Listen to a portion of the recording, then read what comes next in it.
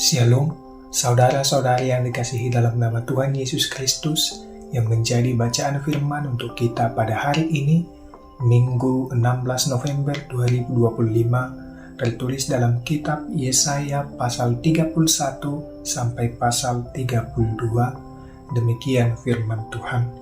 Pasal 31. Tuhanlah pelindung Sion.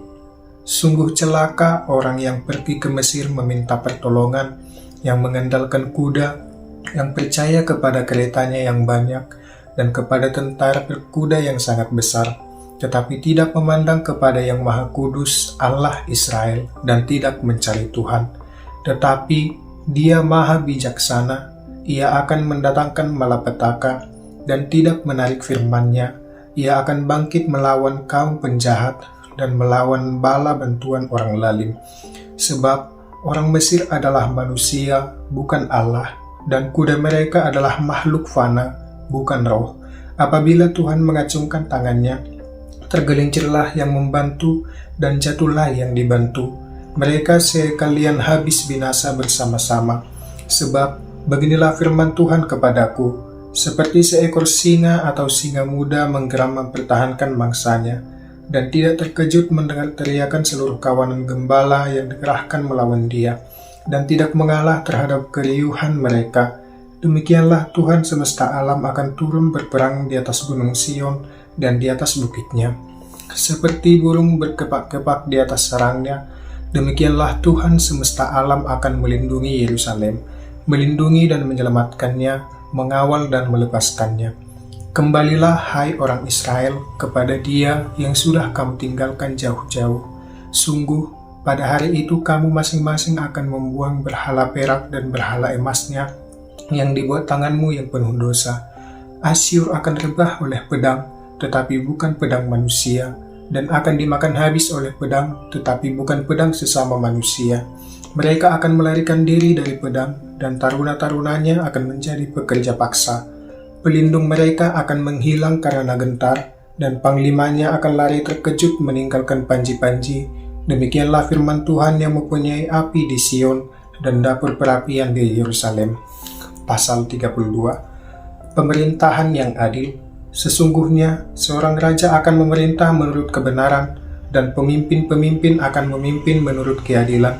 Mereka masing-masing akan seperti tempat perteduhan terhadap angin, dan tempat perlindungan terhadap angin ribut, seperti aliran-aliran air di tempat kering, seperti naungan sebuah batu besar di tanah yang tandus. Mata orang yang melihat tidak akan tertutup lagi, dan telinga orang yang mendengar akan menyimak. Hati orang yang terburu-buru akan tahu menimbang-nimbang, dan lidah orang yang gagap akan dapat berbicara lancar dan jelas. Orang bebal tidak akan disebut lagi orang berbudi luhur, dan penipu tidak akan dikatakan orang terhormat. Sebab orang bebal mengatakan kebebalan, dan hatinya merencanakan kejahatan.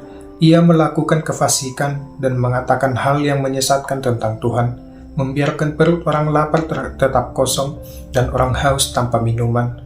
Tipu daya para penipu sungguh jahat. Ia merancang perbuatan-perbuatan keji untuk mencelakakan orang sengsara dan dengan perkataan dusta, sekalipun orang miskin membelah haknya. Akan tetapi, orang berbudi luhur merancang hal-hal luhur. Ia selalu menjunjung semua yang luhur. Hai perempuan-perempuan yang hidup aman, bangunlah, dengarkanlah suaraku.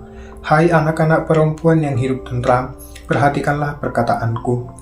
Dalam waktu setahun lebih, kamu akan gemetar, hai orang-orang yang hidup tentram, sebab panen buah anggur akan gagal, dan tidak ada panen yang lain lagi. Gentarlah, hai perempuan-perempuan yang hidup aman, gemetarlah, hai perempuan-perempuan yang hidup tentram.